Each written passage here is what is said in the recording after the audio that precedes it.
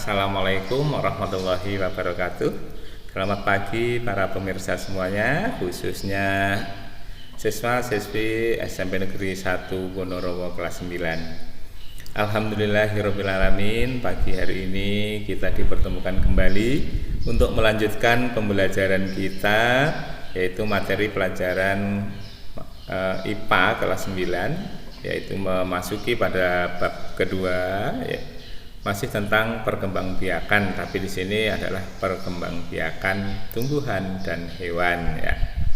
Oke, mari kita awali pembelajaran kita kali ini. Sebelum masuk ke materi, kita awali dengan berdoa terlebih dahulu.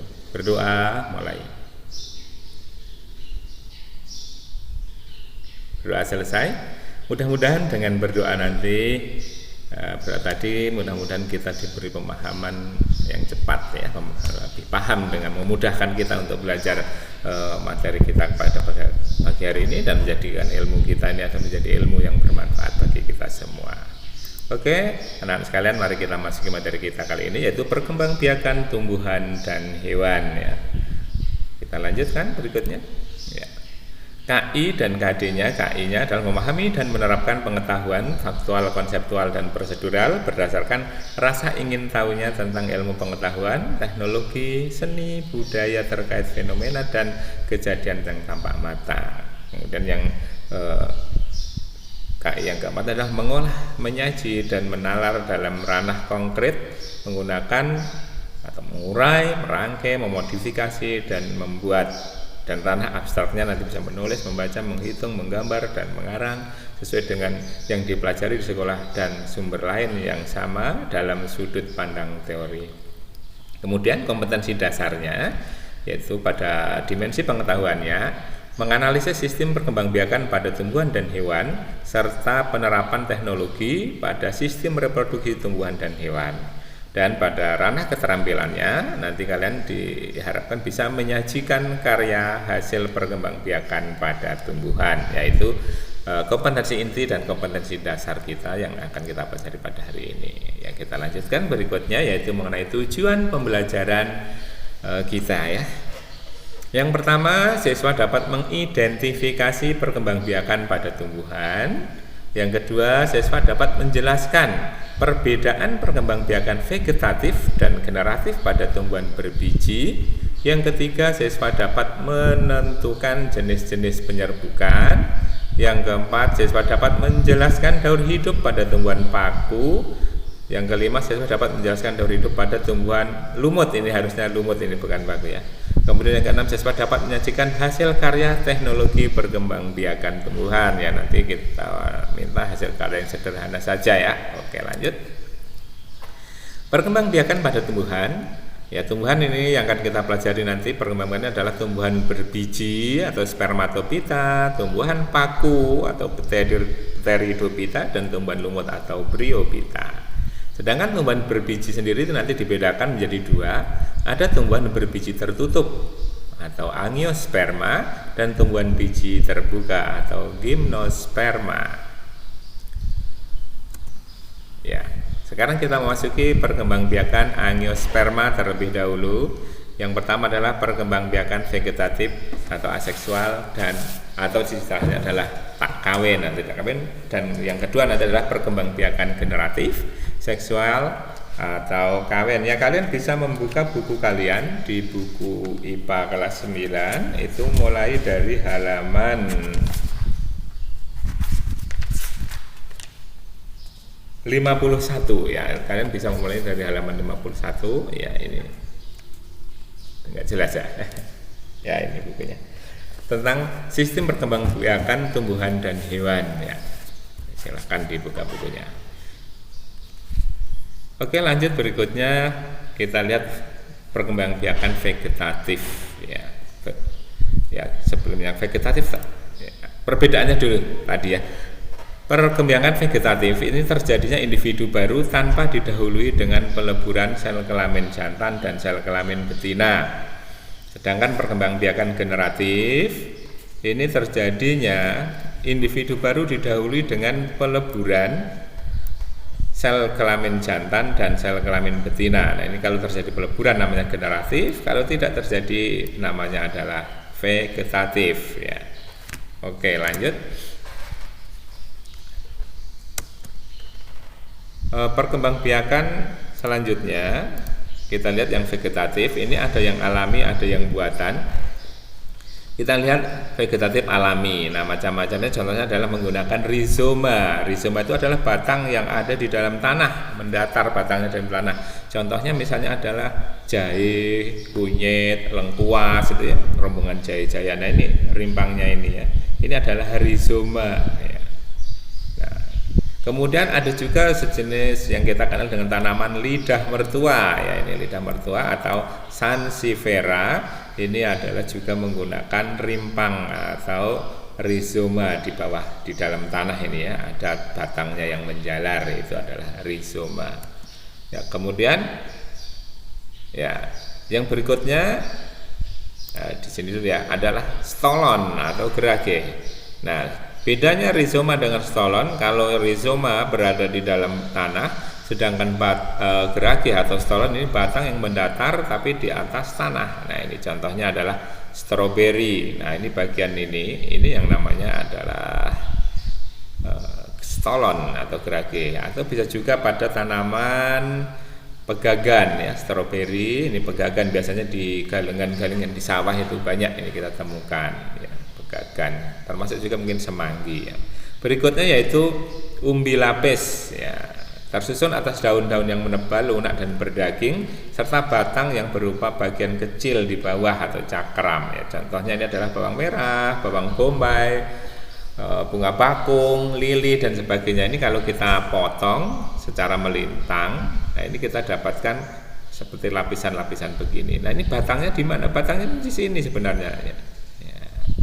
Nah, ini daun-daun yang menebal ini yang kita sebut sebagai umbi lapis ya. Berikutnya yaitu umbi batang. Umbi yang dapat tumbuh batangnya ya, dapat tumbuh batang melalui umbi itu tadi. Contohnya apa ini? Kentang. Kalau kita diamkan kentang di tempat yang lembab, ini lama-lama akan tumbuh.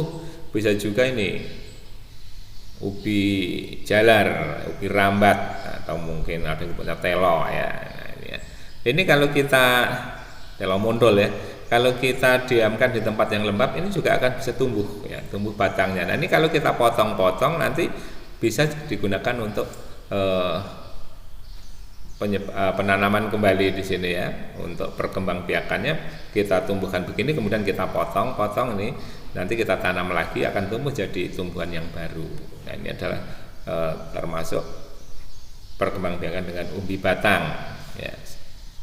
Kemudian dengan tunas ya, tunas adalah tumbuhan muda yang muncul di samping induknya ya. Kalau di pekarangan kita mungkin sering kita temukan ya, ada batang pisang, nah di sampingnya ini ada tunasnya, anaknya ya. Demikian juga kalau kita ada lidah buaya, tanaman lidah buaya di sampingnya juga ada anaknya.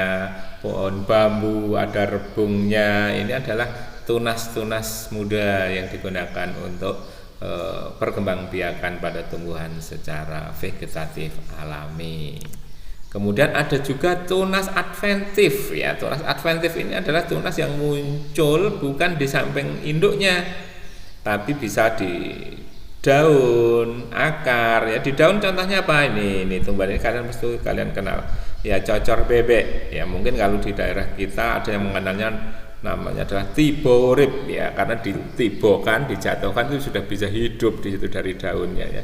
Ini daun, pada pinggiran daunnya ini ada tunas-tunas. Nah, tunas ini namanya adalah tunas adventif ya. Bisa juga tanaman kersen ya, kersen ini tunas adventifnya ada di akar. Makanya kadang kalau kita menanam kersen itu dari akarnya bisa tumbuh tunas baru. Nah, itu namanya tunas adventif. Bisa juga pohon waru dan sebagainya. Itu vegetatif yang alami. Kemudian kita lihat vegetatif yang buatan. Yang buatan itu ada ikut campur tangannya manusia ya. Vegetatif buatan. Ya, seperti gambar ini kita lihat adalah mencangkok ya. Dapat dilakukan pada tanaman yang berkayu, tentu yang ada kambiumnya. Ya, ini caranya kita pilih batang yang siap dicangkok, kemudian kita kupas kulitnya sampai ke kambiumnya. Nah, ini sudah dikupas, kemudian nanti kita pasang di sini plastik bisa, sabut bisa, kain bisa. Di sini dikasih tanah. Ya. Kemudian nanti setelah beberapa lama di sini akan tumbuh akarnya, nah, baru dipotong di sini nanti di bagian di bawah sini ikatan ini kita potong, kemudian kita tanam di tempat baru menjadi tumbuhan yang baru yang sifatnya nanti akan sama persis dengan pohon yang kita cangkok. Ya, kalau mangganya manis jadi manis, yang rasanya masam mungkin akan tetap masam gitu ya. Oke. Kemudian ada juga dengan cara merunduk, ya, dapat diterapkan pada tanaman yang mempunyai batang yang bersifat panjang dan lentur. Ya, ini ya. Ini dirundukkan, jadi batangnya dirundukkan, kemudian ditimbun tanah, ya. Ditimbun tanah, nanti beberapa lama kemudian setelah beberapa bulan mungkin ya, di sini akan tumbuh akarnya. Nah, kemudian batang ini bisa kita potong.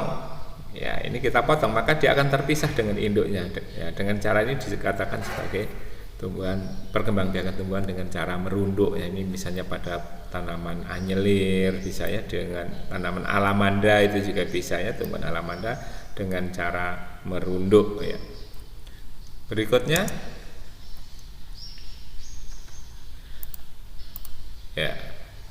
Nah, ini tidak asing lagi bagi kita. Ini adalah dengan cara stek, ya, memotong suatu bagian tumbuhan dan kemudian ditanam menghasilkan individu yang baru. Ini biasa kita tanam, ini menanam singkong atau ubi kayu ya, mudah. Ini biasanya kita pancelas saja dengan pisau, dengan ya, parang.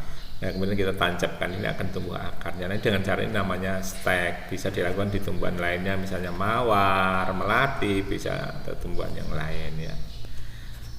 Kemudian kita lanjut berikutnya. Ya, tadi sudah sampai yang stek. Kemudian nah, ini ada pemuliaan tanaman tadi ya. Jadi selain dia perkembangbiakan tadi, jadi juga kita bisa mengadakan pemuliaan. Ini kita memilih sifat yang unggul dari tanaman tadi. Misalnya di sini adalah menyambung atau mengenten. Nah, ini ada bagian pucuk atas, ini bagian batang yang bawah. Ya, bagian biasanya kalau ke tanaman yang kita ambil buahnya, maka bagian atas ini kita milih bibit yang sifatnya unggul ya. Yang mungkin yang rasanya enak, yang buahnya banyak, ini kita taruh di atas. Sedangkan yang di bawah ini yang mempunyai batang yang kuat dan tahan lama. Di situ yang akarnya kokoh, tidak mudah roboh, dan mungkin yang lebih tahan terhadap penyakit ya. Misalnya kalau kita ambil ini antara cepokak dan terong gitu ya. Bisa di bawahnya ada cepokak, atasnya terong gitu. Nanti ada cepokak berbuah terong, kan batang cepokak ini dia akan lebih tahan ya daripada batang terong. Sementara di situ terong yang biasanya banyak penggemarnya lebih banyak daripada cepokak, sehingga bisa kita gunakan seperti ini. Namanya adalah menyambung atau mengenten. Kemudian menempel atau okulasi ya, jadi dengan menempelkan mata tunas ya. Jadi kita lihat di pohon ini, kita buang salah satu mata tunasnya, kemudian kita ambil dari batang yang lain yang kita anggap lebih unggul. Di situ kita tempelkan, di sini kita ikat. Nah, dia akan tumbuh nanti menjadi tunas yang baru. Nah, kemudian ini bisa kita potong bagian atasnya, kita pelihara yang bagian yang baru ini, maka akan kita dapatkan tumbuhan sesuai dengan yang kita pilih. Nah, kemudian kita akan memasuki berikutnya, itu perkembangbiakan generatif. Perkembangbiakan generatif atau perkembangbiakan secara kawin ini didahului dengan terjadinya peleburan sel kelamin jantan dan sel kelamin betina. Nah, sel kelamin jantan dan sel kelamin betina kalau pada tumbuhan itu terdapat pada bagian namanya adalah bunga. Nah, di kelas 8 kalian sudah belajar tentang struktur tumbuhan, yang di sana sudah membahas tentang bagian-bagian tumbuhan, salah satu adalah bagian bunga. Kita ingat kembali. Bagian bunga kita mulai dari paling bawah, ini adalah tangkai bunga, kemudian di sini ada dasar bunga. Nah, di atas dasar bunga nanti ada kelopak bunga, itu bagian yang menutup bunga ketika dia sedang kuncup. Kemudian ada mahkota bunga. Ini mahkota bunga ini yang berwarna-warni ini ya. ini biasanya yang paling indah dari bagian bunga ini adalah mahkotanya ya. Untuk tumbuhan-tumbuhan yang dibantu penyerbukannya oleh serangga biasanya di sini mempunyai warna-warni yang indah ya. Kemudian di atas dasar bunga di sini ada bakal buah yang di dalamnya ada bakal biji. Nah, kemudian dari ujung bakal buah ini nanti ada tangkai putih dan di atasnya adalah kepala putih. Nah, di sampingnya nanti akan muncul namanya benang sari. Nah, benang sari ini lebih banyak jumlahnya. Kalau pada tumbuhan itu pada satu bunga biasanya ini ada putihnya satu tapi benang sarinya lebih banyak ya. Ini untuk jenis yang ini ya, jenis yang lainnya mungkin lebih banyak lagi. Nah, pada benang sari ini kita dapatkan ini adalah tangkai sari atau benang sari, orang menyebutnya karena bentuknya panjang seperti benang. Nah, kemudian ada kepala sari. Nah, dari kepala sari ini nanti akan muncul serbuk sari ya. Di dalam serbuk sari nanti ada sel kelamin jantan dan di dalam bakal biji ini nanti ada sel kelamin betina. Nah, ini nanti terjadi penyerbukan di sini ya. Nah, ketika terjadi penyerbukan, maka akan terjadi nanti peleburan sel kelamin jantan dan sel kelamin betina. Nah, itu yang akan mengawali peristiwa perkembangbiakan generatif. Oke, lanjut. Nah, sekarang kita lihat satu persatu. Penyerbukan atau istilahnya adalah polinasi ya, karena menggunakan serbuk sari atau polen gitu ya.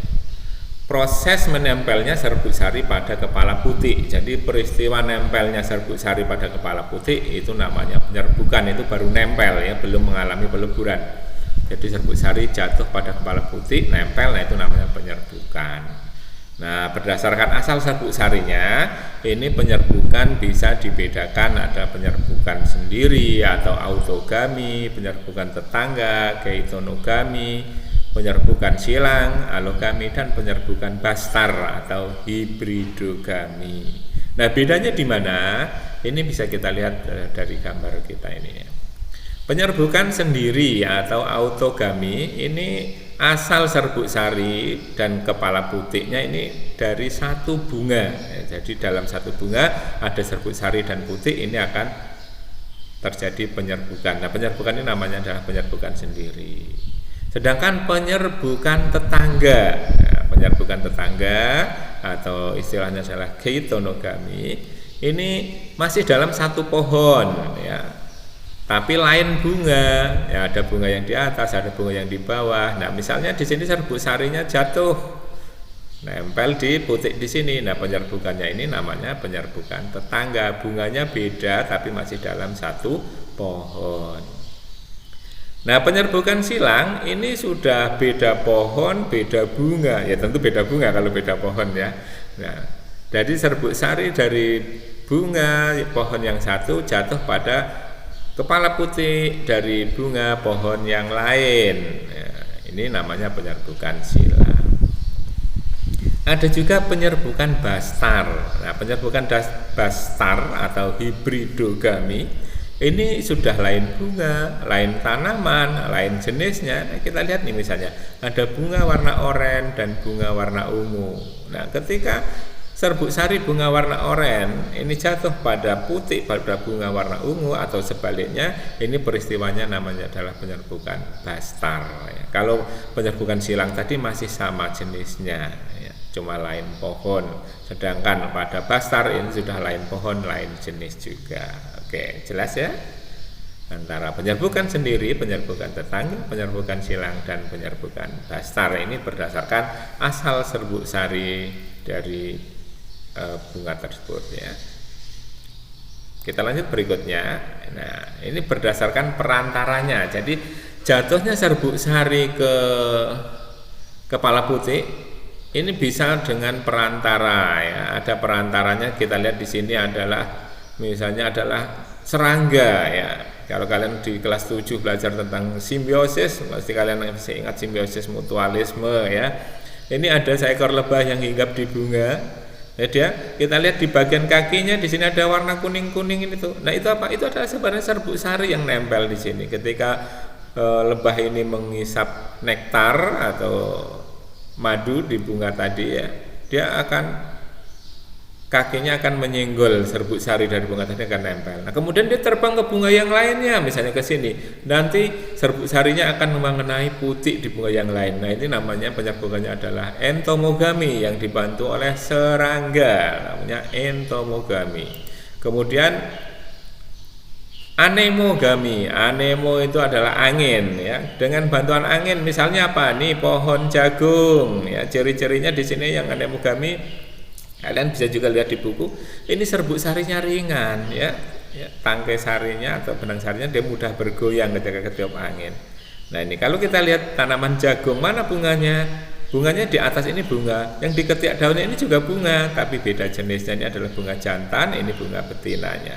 Nah, ketika dia terbang ketiup angin, ini angin ini ya, dewa angin ini bertiup meniup tertiup, maka serbuk sarinya akan terbang jatuh mengenai putik yang ada di bunga-bunga. Nah, putiknya mana? Putiknya rambut jagung. Rambut jagungnya itu sebenarnya adalah putik. Ya, makanya kalau kita buang ini nanti jagungnya tidak berbiji lagi. Kalau dia belum menyerbukan kok pada bunga kok kamu buang rambut jagungnya, ya nanti tidak menghasilkan biji. Ya, dari sini nanti serbuk sarinya akan nempel di rambut-rambut jagung. Dia akan melakukan terjadi penyerbukan yang nanti akan terjadi pembuahan sampai ke terbentuknya biji. Nah, selain jagung banyak lagi jenis rumput-rumputan, misalnya ada padi, ada sorghum dan lainnya ya. Ini dengan bantuan angin ya. Kemudian ada dengan bantuan air, namanya hidrogami ya. Dengan bantuan air adalah untuk tumbuh-tumbuhan yang hidup di air. Ini ada hidrilla. Kata kamu nih ganggeng ini mungkin ya, biasanya di kolam atau di sungai itu ada. Ini adalah hidrilla. Nah, kemudian di sini ada juga bunga teratai. Ini juga bisa dibantu penyerbukannya oleh air atau hidrogami. Air, gami itu perkawinannya. Kemudian ada ornitogami dengan bantuan burung. Ya, ini burung kolibri. Jadi dia mengambil madu di dasar bunga sini. Ketika dia memasukkan paruhnya yang panjang ini ke bagian bunga ini, dia akan menyenggol serbuk sari sehingga akan jatuh pada putik. Nah, ini dengan bantuan burung disebut ornitogami ya.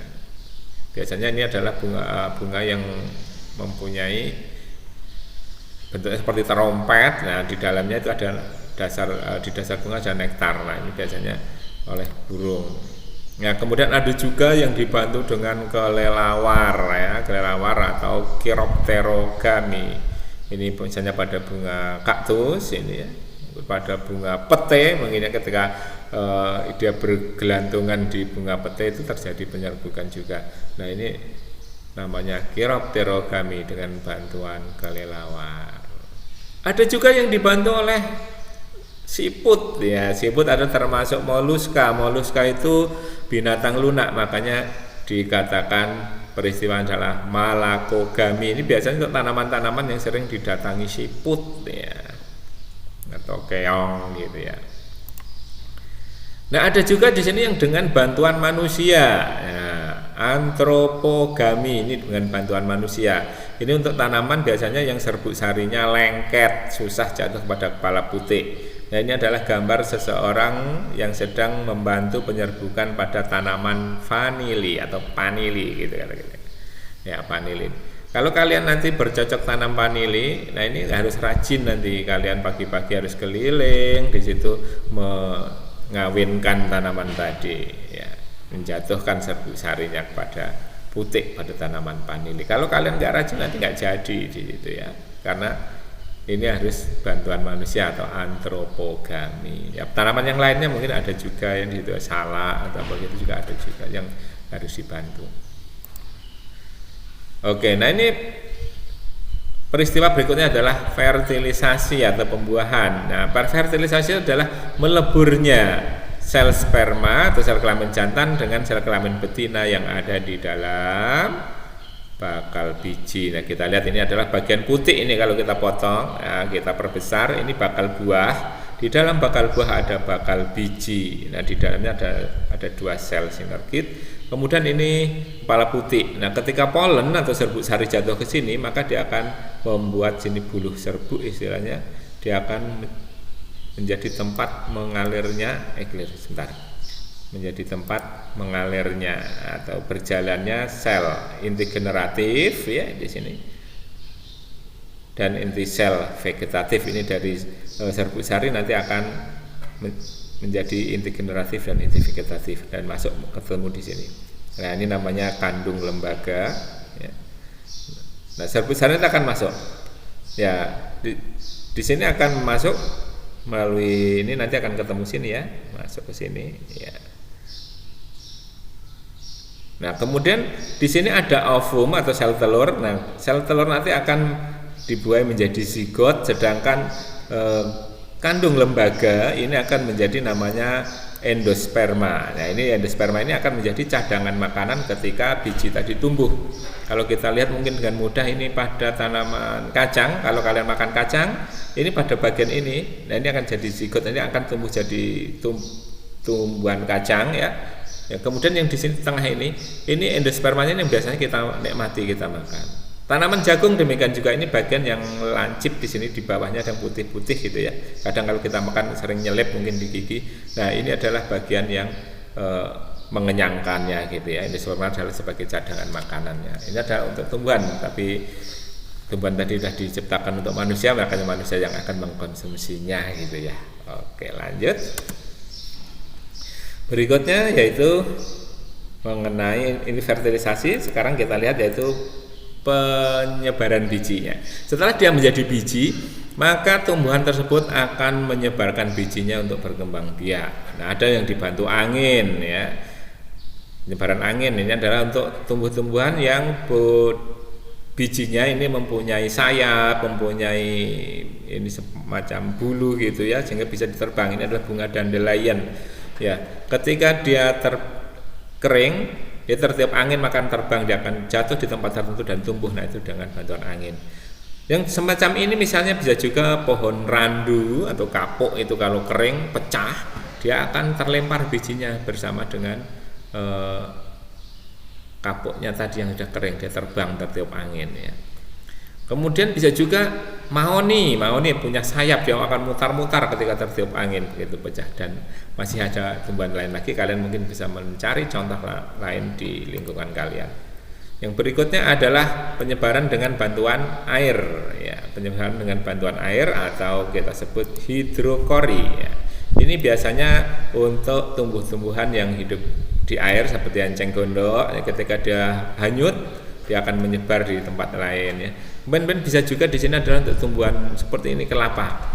Ini biasanya punya lapisan kedap air di kulitnya. Seperti kelapa ini kan sepetnya itu bagian luarnya itu kan kedap air, nggak langsung nembus ke dalam airnya. Sehingga ketika jatuh ya, dia tidak langsung meresap airnya. Dan juga dia punya rongga di dalamnya ya. Ada rongganya ya, rongga. Di dalamnya kan kalau sudah tua nggak penuh air, makanya diguncangkan ini kocelok gitu ya.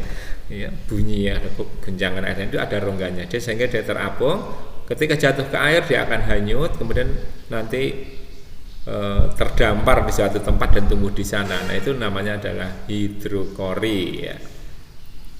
Lanjut berikutnya. Ini adalah tadi hidrokori. Sekarang kita lihat yang penyebaran berikutnya yaitu antropokori dengan bantuan manusia ya. Biasanya untuk tanaman-tanaman yang mempunyai nilai ekonomis yang tinggi. Misalnya kita lihat adalah tanaman kopi. Nah, ini ada ibu-ibu sedang memetik kopi ya, tanaman kopi. Nah, bijinya ini nanti dibawa oleh orang ya.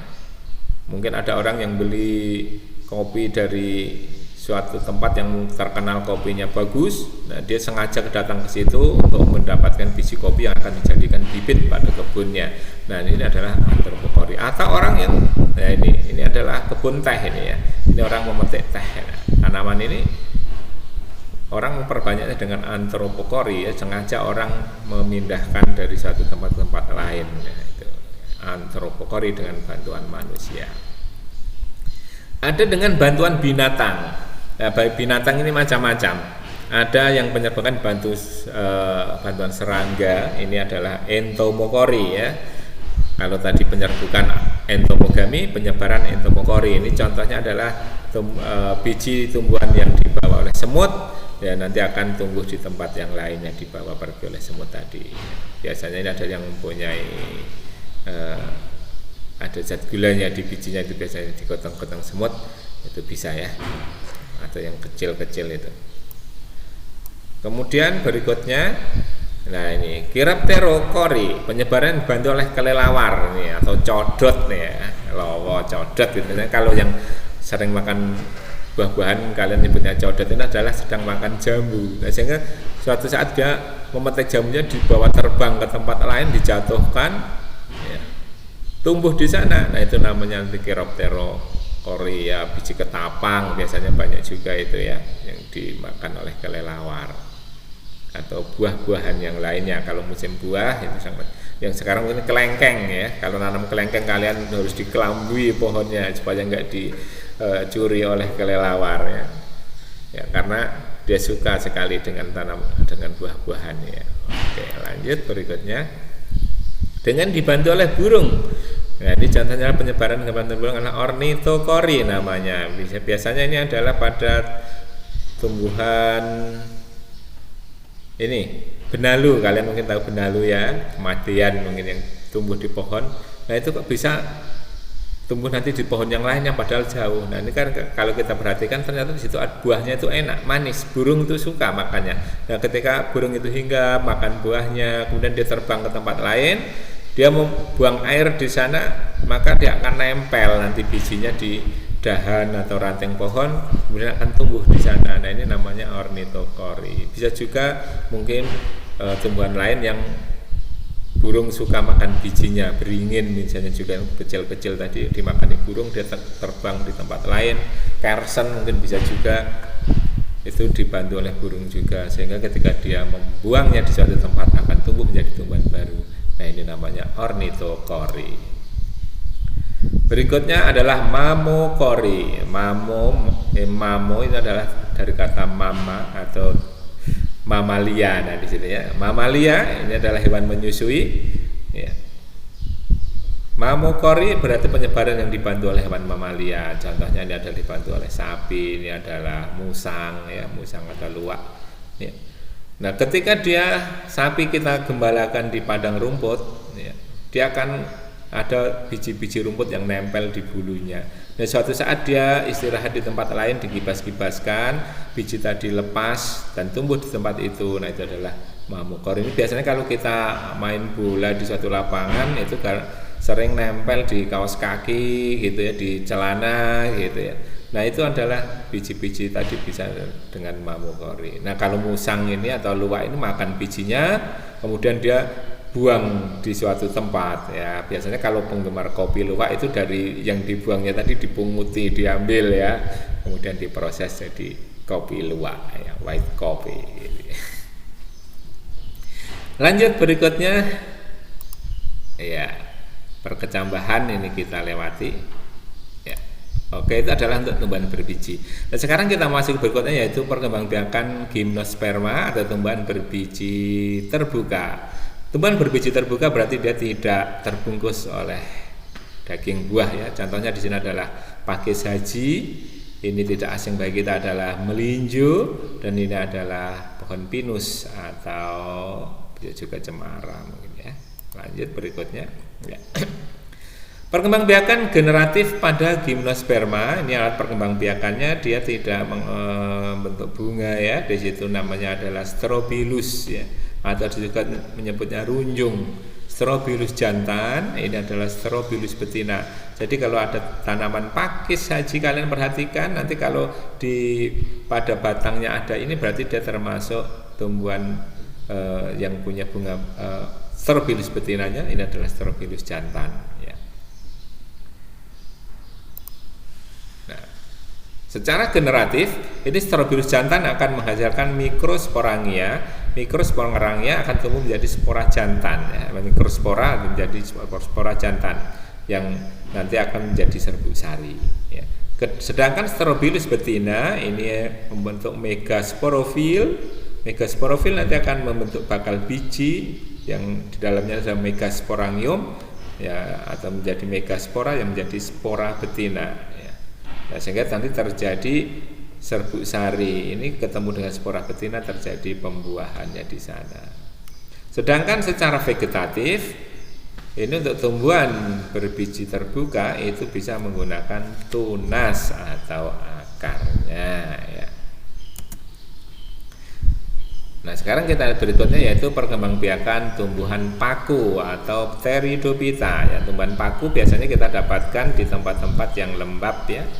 Nah kalau kita lihat di balik daun tumbuhan paku, ini tumbuhan paku, itu ada bagian-bagian yang berwarna hitam.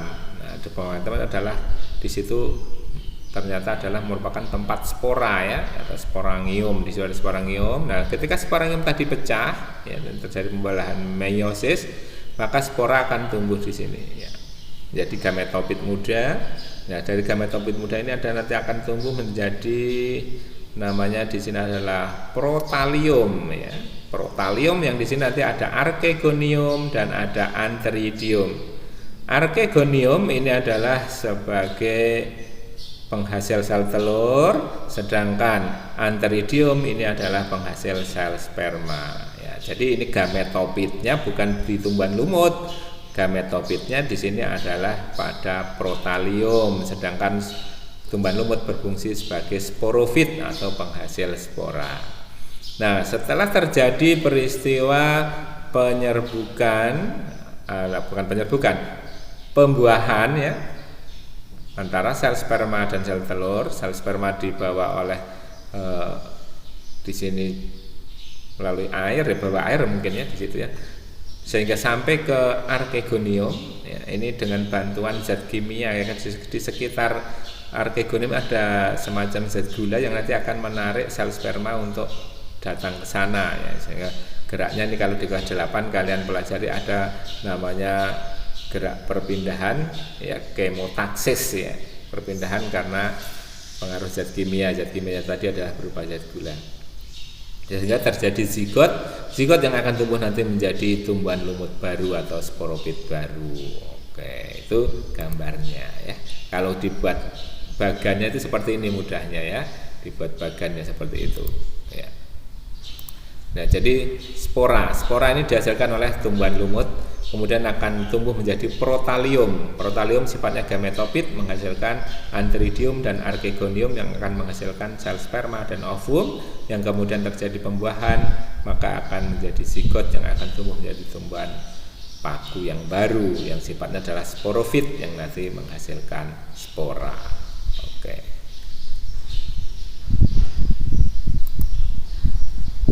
Kemudian kita lihat perkembangbiakan tumbuhan lumut atau Bryophyta ya. Tumbuhan lumut biasanya tumbuh di sekitar tempat-tempat yang basah, yang lembab, di sekitar sumur mungkin kita ya. Sekarang tapi sumurnya banyak sumur bor ya. Kalau sumur yang bukan bor itu biasanya di dinding-dinding sumur itu ada tumbuhan lumut. Nah, kalau kita perbesar, nah ini seperti ini. Ada bagian ini seperti kapsul, ada tangkainya ya, ini ada namanya seta, tangkainya, kapsulnya ini ada nanti di ujungnya ditutupnya. Nah, ketika dia pecah ya, nanti akan menghasilkan spora ya. Spora akan tumbuh nanti menjadi tumbuhan lumut ya, tidak menjadi yang lain, tapi akan jadi tumbuhan lumut. Nah, tumbuhan lumut di sini nanti akan menghasilkan di sini menghasilkan archegonium dan juga antheridium, tapi di sini pada tumbuhan lumut ya. Jadi yang spora tumbuh akan jadi tumbuhan lumut. Dan tumbuhan lumut nanti ada yang menghasilkan archegonium, ada yang antheridium. Sehingga ketika terjadi pembuahan, maka akan terjadi zigot di sini ya. Terjadi fertilisasi, dia akan membelah secara mitosis menjadi tumbuhan lumut yang baru. Ya, jadi karena di sini menghasilkan sperma dan ovum atau juga menghasilkan sel kelamin jantan dan sel kelamin betina, maka tumbuhan lumut ini sifatnya adalah gametofit. Sedangkan pada tumbuhan paku tadi adalah gametofitnya adalah protalium ya. Oke. Nah, mungkin lebih jelasnya kita lihat bagan yang berikutnya. Ini ya. Jadi spora akan jatuh tumbuh jadi namanya protonema ya. Jadi bukan kalau di paku protalium, di sini protonema.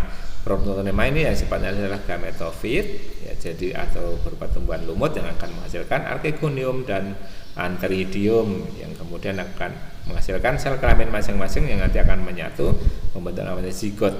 Nah, zigot akan tumbuh menjadi sporofit. Ya, sporofit tadi kemudian atau tumbuhan lumut menghasilkan sporangium. Sporangium nanti akan menghasilkan sel induk spora yang mengalami meiosis dan menghasilkan spora dan seterusnya seperti gambar tadi. Ya, bedanya di sini. Kalau pada tumbuhan lumut gametofitnya adalah tumbuhan lumut, sedangkan pada tumbuhan paku gametofitnya adalah protalium.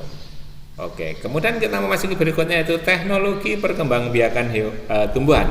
Nah, ini ada teknologi hidroponik namanya. Jadi menanam tanpa menggunakan tanah, ya. Menggunakan hidroponik. Di sini medianya bisa menggunakan air. Nanti kalian bisa mencoba ini ya. Ya, kalian bisa nanti membuat semacam ini ya, bijinya nanti bisa biji kangkung, biji yang lainnya bisa. Ini kakak-kakak kelas kalian yang buat yang seperti ini ya. Nah, ini adalah yang lebih modern lagi, dia sudah membuat rak-rak ini. Kalau sekolah kita ada di bagian depan sekolah ini, kalau kalian masuk di gerbang, nah di sana ada hidroponik yang seperti ini ya, ini ya. Hidroponik jadi medianya berupa cairan atau hidro ya, tanpa menggunakan tanah. Di sini bisa diisi dengan menggunakan kerikil, bisa menggunakan yang lainnya selain tanah ya. Nah, kemudian ada aeroponik. Ini mirip-mirip juga dengan hidroponik, cuma di sini menggunakan aero yang semacam gas itu dikabutkan, disemprotkan di situ ya. Jadi ada mesin untuk memompanya sehingga cairan di sini menyemprot ke atas mengenai akar tanaman. Jadi akarnya tidak langsung tercelup di dalam cairan seperti pada hidroponik, tapi dia menangkap embun-embun atau ya kabut-kabut yang dihasilkan dari cairan nutrisi yang ada di bawahnya. Ini dipompa ya, kemudian disemprotkan di sini mengenai akarnya. Nah, ini tapi harus rajin ini penyemprotannya sehingga kalau terlambat mungkin bisa layu tanamannya. Sedangkan kalau hidroponik itu bisa didiamkan saja. Kemudian ada vertikultur. Vertikultur dari kata vertikal dan kultural ya. Jadi membudidayakan tanaman dengan posisi vertikal atau tegak ya. Ini adalah pipa peralon besar yang dilubangi kiri kanannya ya, kiri kanan depan belakang. Nah, ini lebih banyak tanaman yang bisa kita masukkan. Kalau pada hidroponik tadi bagian atasnya saja, sedangkan ini adalah pada bagian kiri kanan depan belakang. Nah, ini vertikultur ya. Ya, jadi mengkulturkan, membudidayakan tanaman dalam bentuk vertikal. Bisa juga di dinding, memanfaatkan barang-barang bekas ya untuk mengurangi sampah, reduce dari penggunaan sampah tadi. Kita bisa menggunakan bekas-bekas botol minuman, ya, bekas botol minyak dan sebagainya. Kita jadikan sebagai media atau tempat menanam. Ya, kita isi medianya bisa berupa ini tanah ya, tanpa di sini masih menggunakan tanah ya boleh. Ini namanya vertikultur ya. Bisa juga nanti secara hidroponik begini juga bisa ya. Ya, ini adalah vertikultur ya. Jadi membudidayakan tanaman dengan posisi yang tegak. Oke. Kemudian ada di sini adalah kultur jaringan ya. Jadi kultur jaringan di sini membudidayakan jaringan di sini untuk jadikan tanaman baru. Nah, jaringan itu apa? Di kelas 7 kalian sudah belajar organisasi kehidupan. Jaringan adalah sekumpulan sel yang mempunyai bentuk dan fungsi yang sama. Kita contohkan di sini adalah budidaya tanaman wortel, tapi tidak kita menanam dari bijinya, bukan dari batangnya. Di sini dari akarnya ya. Bisa di sini kita ambil dari wortel ini batangnya ini ya. Kita proses, nah kita ambil jaringannya, kemudian dimasukkan cawan petri, yang cawan di sini nanti sudah berisi dengan agar-agar atau jelly yang sudah diberi nutrisi ya, nutrisi yang diperlukan tanaman tentunya. Nah, jaringan yang kita ambil dari sini kita potong, kita budidayakan di sini, maka dia akan menjadi kalus yang nanti akan tumbuh ya.